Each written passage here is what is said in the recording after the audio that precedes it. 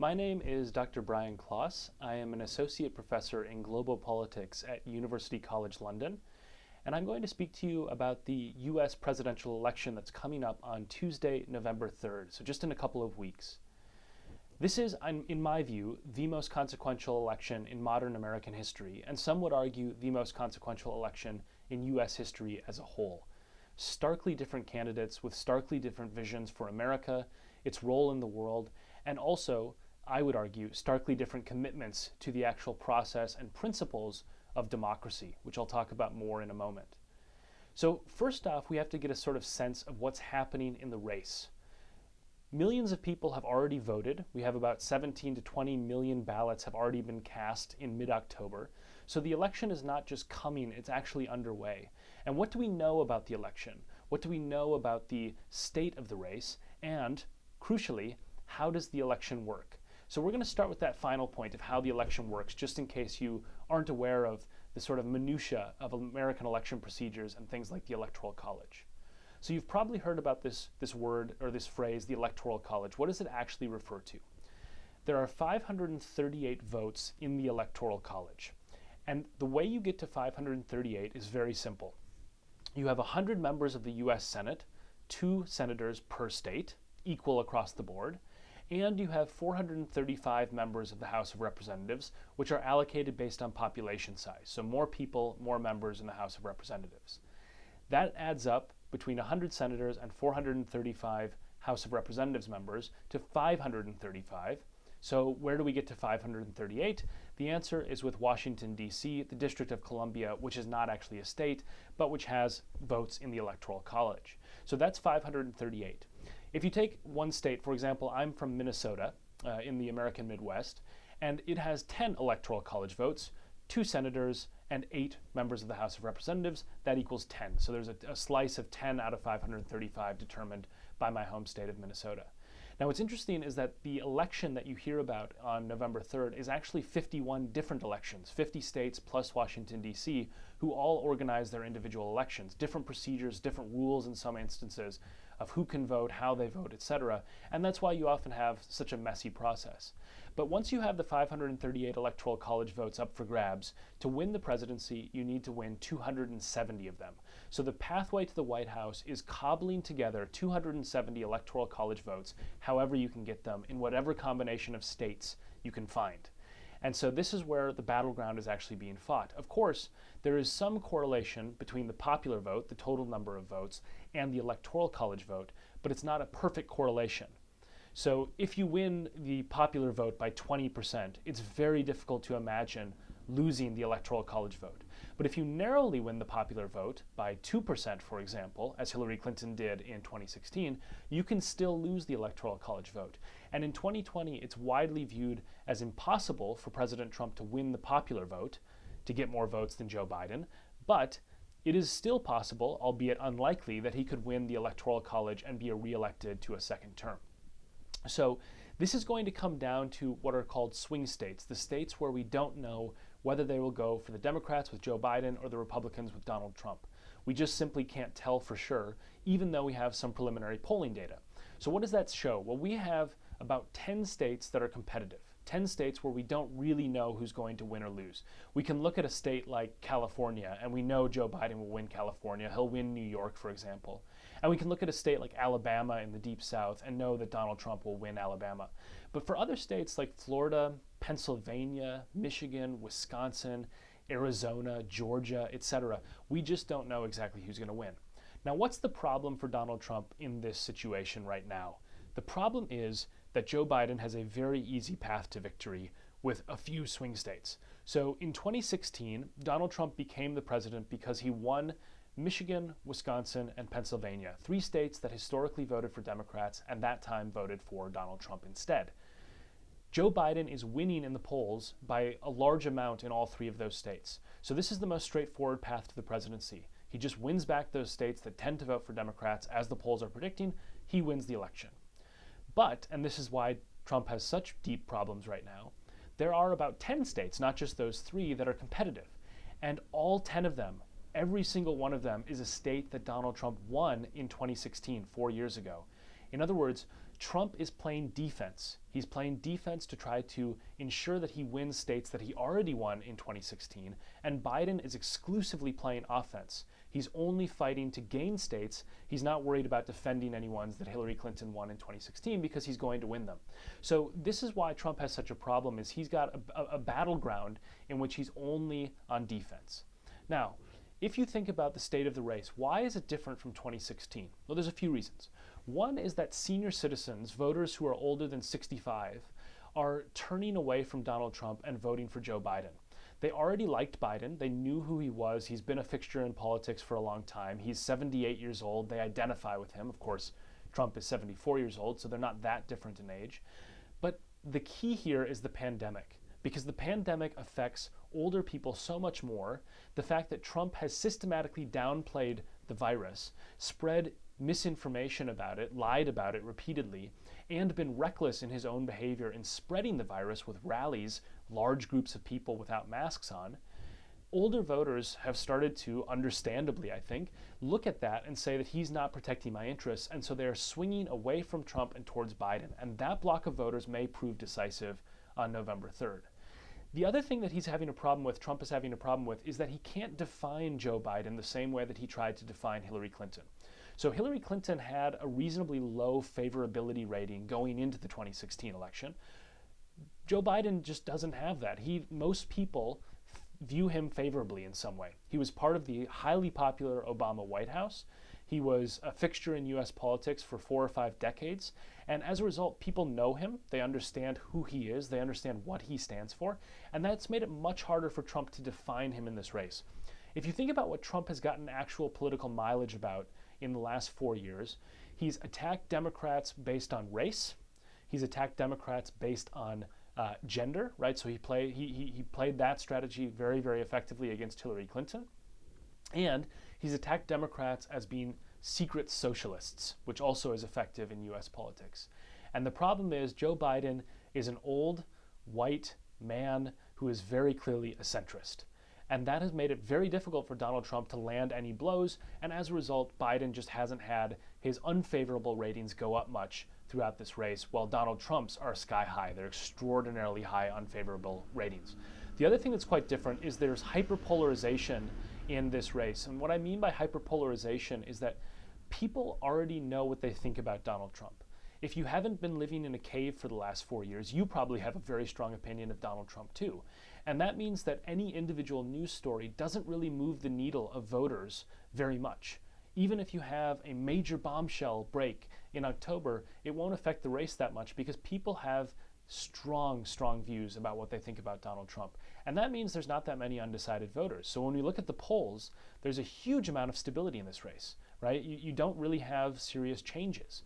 And if anything, these small changes that have happened in the last month or so have been in Biden's favor. So he went from having a polling average of about 7-8% to having one closer to 10-11% now, which is, in US politics terms, a landslide.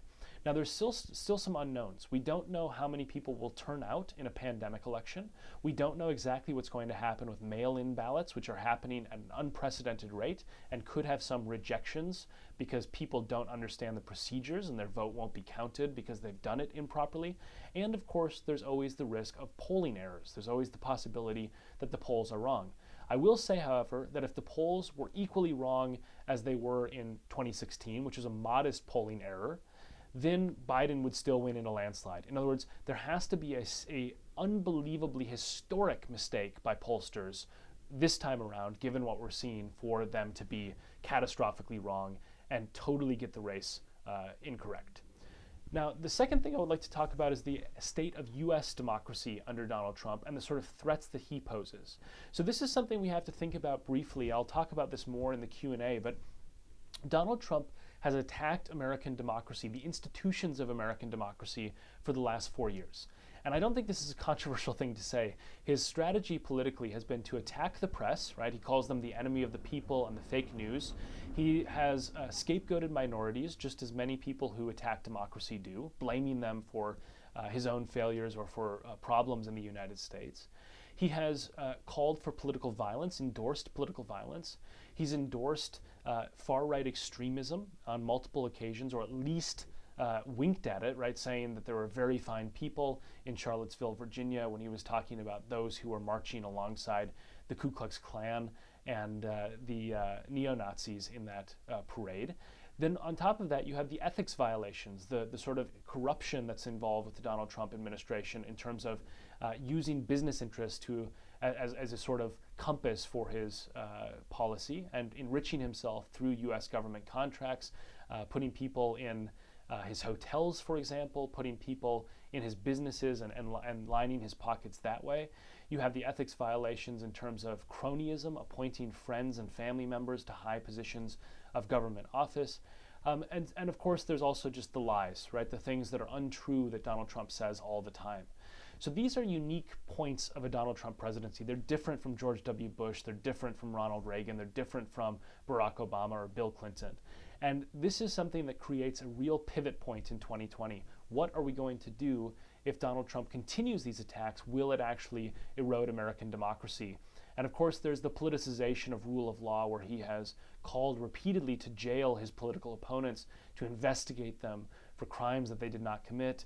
And all of this is very, very dangerous, in my view, as a scholar of someone who studies democracy, for the American system. The final point about the state of the U.S. race is that this is going to affect you because it's going to affect U.S. foreign policy. And that has an impact on people all around the world because the U.S. is still the global superpower, maybe a waning superpower, but still nonetheless a superpower. So what does this look like in a second Trump term? I expect you're going to see much more aggressive Trump foreign policy if he were to win. The shackles of the threat of not being reelected will be removed from Donald Trump if he were reelected. So he will be even more brazen. I think his impulses have only gotten more Trumpian the longer he's been in office. He was more constrained in 2017 and 2018. Since then, in foreign policy, he's been more brazen, more willing to say and do things that previously were not imaginable for a U.S. president to do, completely disengaging from global agreements, trade wars with China, scrapping the Paris climate change agreement that the U.S. signed, etc. So if we think about Trump, what is he on foreign policy? He is a bilateral transactionalist. He likes doing business, as he puts it, with one other party, one other country. He does not like multilateral engagements. He doesn't like international alliances with more than one group, so that's why he has disdain for the European Union, disdain for NATO, disdain for the World Health Organization, which he said the U.S. will pull its funding from. And he likes the idea of just making a one-on-one deal, as he puts it. Now, the big question, and I think this is a fair question, is who is the party that's being represented when Donald Trump goes to the table? Is it the United States? Is he advocating for American foreign policy interests?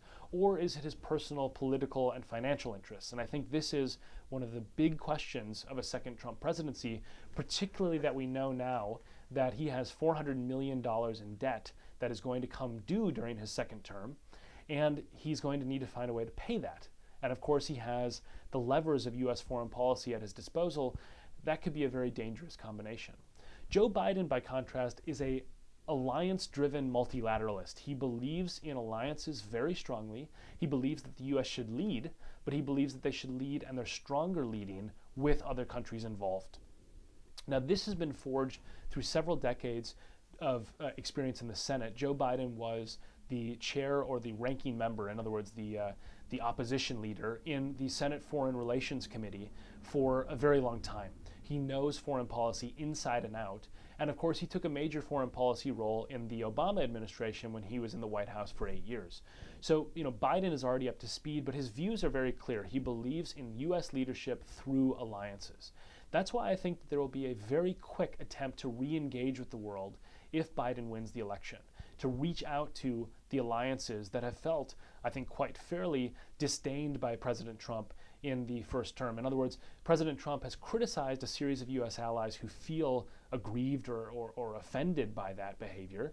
And Biden, I expect, will do a foreign policy tour, once it's safe to do so with the pandemic, in order to assert that America is back. And I think that's going to be one of the key focuses of the early stages of the Biden presidency. He speaks about this all the time on the campaign trail, and it's very important to him that the U.S. is seen as a global leader and not a global pariah as it is in the moment, based on opinion surveys around the world. So I think we have one big fear of a second Trump presidency, which is the potential collapse of the liberal international order. This is the arrangements, the rules of the system that we all operate in. This is the multilateral alliances, etc. The liberal international order has been attacked by Donald Trump. It has not crumbled under his attacks, but I think there's a real risk that it could in a second term. So for example, you could have Trump withdrawing from NATO. He's talked about doing this repeatedly. He might do it in a second term if he were to win. And I think the bigger point here is that a lot of US allies have put up with the Trump presidency because they believe it to be temporary. They believe it to be a mistake for 4 years. A lot of Europeans view this way. They think this was a mistake, the US will fix it, and in 4 years we'll go back to normal. If Biden wins, that's the case, right? And I think there is a path forward for multilateral engagement going back to similar ways that it operated prior to the Trump presidency. But if Trump wins, I think a lot of European allies are going to say, look, America has fundamentally changed and we need to reevaluate our relationship with the United States. And that's going to cause serious havoc in the international system, serious upheaval. So I think we're looking at an election right now in which Biden is favored to win. Trump still could win, but it's unlikely. And that will have major implications both for US democracy and for the state of US leadership in global affairs. And with that, I will now turn to some questions from the audience. So the first question I got was, Trump says that he's concerned about fair elections, and if the outcome is to be in favor of Joe Biden, he will refuse the peaceful transfer of power. According to me, is there a real threat to the fairness of the US election in 2020? So this is a difficult question. What's happening right now is that there are accusations of election manipulation from one side that are based in fact, and from another side that are not based in fact. So Trump's accusations are not based in fact. He says repeatedly that the election is going to be rigged because of absentee balloting and mail-in balloting. That is simply not true. We know that this is not something that happens commonly. Now, the reason it doesn't happen commonly is because it is a felony. So it's highly, highly irrational for an American to try to illegally cast a single vote in order to move the election result by one and risk going to jail for potentially 5 years.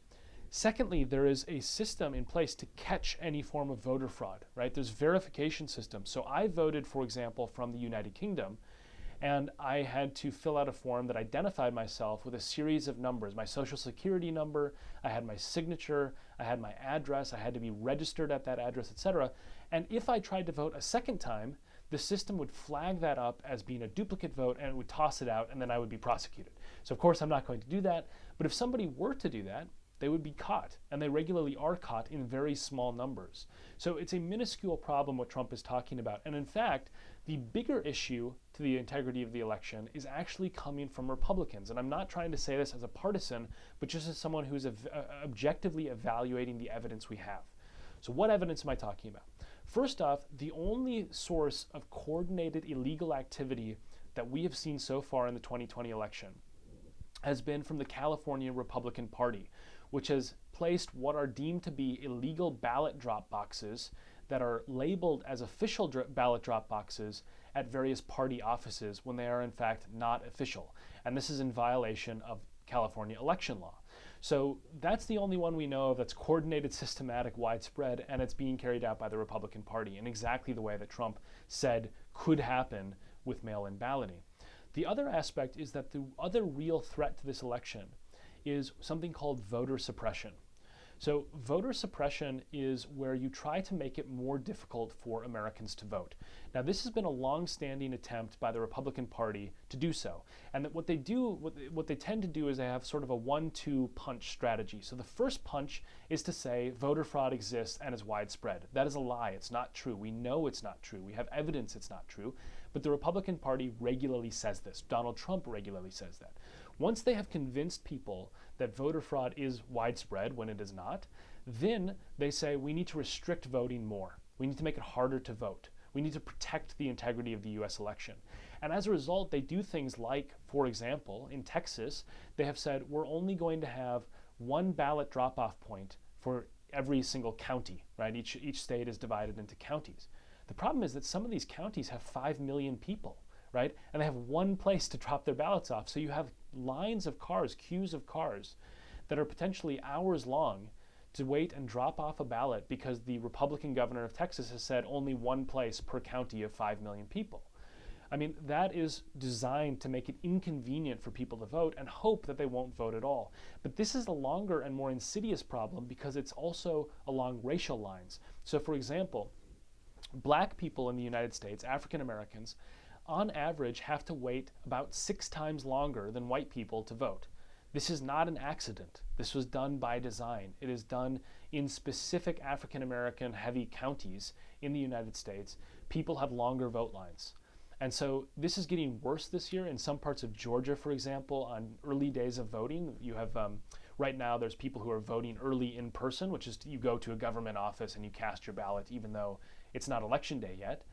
And some of the lines for those early in-person voting queues are between 5 and 8 hours long. I mean, it's madness. It doesn't exist in other democracies, and it's done by design. And this is, in my view, the biggest threat to the integrity of the election. Now, the other thing that's very dangerous is Donald Trump has not committed to the peaceful transfer of power, and what he's probably going to do when he loses is to claim the election was rigged, which could spur some violence. And this is something I'm deeply worried about because some of his followers listen to him, some of his followers are extremists, and they will act on his words. And if you want an example of this, when Donald Trump tweeted this spring to liberate Michigan and liberate Virginia, in all capital letters on his Twitter feed, when he was referring to their public health measures, ironically public health measures that his administration backed, a group in Michigan plotted to kidnap the governor of Michigan and to harass or attack the governor of Virginia. So, you know, there was an actual plot that the FBI broke up before it was able to be carried out to do exactly what Donald Trump says. What will happen, this is the dangerous question I fear, what will happen if on November 4th he says the election was rigged and calls on his supporters to take power? I mean, that is a very dangerous situation. The second question I have is, what is my opinion on the nomination of Kamala Harris, who is running for the presidency, and challenged Joe Biden about a year ago on his record on school desegregation and busing in the 1970s? I think it was a smart pick politically to nominate Kamala Harris. And the reason for that is because she is everything demographically that Joe Biden is not. It creates a more balanced perception of what America looks like. She's younger than him. She has a more aggressive style in some ways. And I think that is actually a very good thing politically for Biden. Now, in terms of the divisions that they had over school segregation in the Democratic nominating convention, this is something where, you know, this always happens in internal party politics. People go after each other. So there's never a case where a vice president has simply, especially if they've run for president themselves, as Kamala Harris does, where they've not criticized the person that they're now their running mate. And I think this is something where, you know, Mike Pence, of course, has had very strong language in the past about the kinds of things that Donald Trump favors now or has behaved like now, and still they're uncomfortable but still running mates. So I think Kamala Harris's addition to the ticket was probably smart. It's also you know, something where it's a nod to gender balance, and this is very important right now because Joe Biden is absolutely crushing Donald Trump among women. It's a competitive race among men, about even, but among women, Biden has a lead that has never before been seen as a gender breakdown in U.S. politics. 20% lead, something like that, among American women. The third question I got was, if the Democratic Party wins the elections, how will it affect the U.S.-East Asia relationship and Russia relations? And could the foreign policy with these countries be flipped right back to how they were during Obama's presidency? I think that there will be a continuation of what Obama called the pivot to Asia in U.S. foreign policy, which is to say that the U.S. is recognizing that Asia is increasingly important in global affairs, particularly China, particularly on issues like climate change. And I think that Biden's presidency, as I said before, will be an alliance repairing tour shortly after he's inaugurated if he wins the election. But also I think that there will be, you know, a loosening of the trade war, not because Biden will be soft on China. I don't think that he will be. I think he'll have quite a hard line on China over human rights and things like that. But more because the trade war is not an effective way to coerce China into doing what the U.S. wants. If there were going to be a trade war under a Biden administration, it would be coordinated with U.S. allies. But I think much more likely is trying to push China with some seriously heavy-handed tactics into taking more of a lead in global affairs related to things like climate change, while also ensuring that China follows the rules with things like global trade. And I think this is sort of the way forward in the view of Joe Biden. Is he thinks that you cannot ignore this global power. China is only going to become more important. It's not good for anyone to be in a sort of Cold War arrangement with China. But there are serious issues that need to be confronted, like human rights, like China's violations of various trade agreements and trade policies.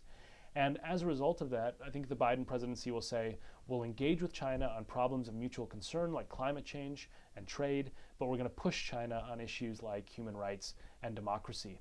And I think the question about Russia, I anticipate there will be a much harder line on Russia.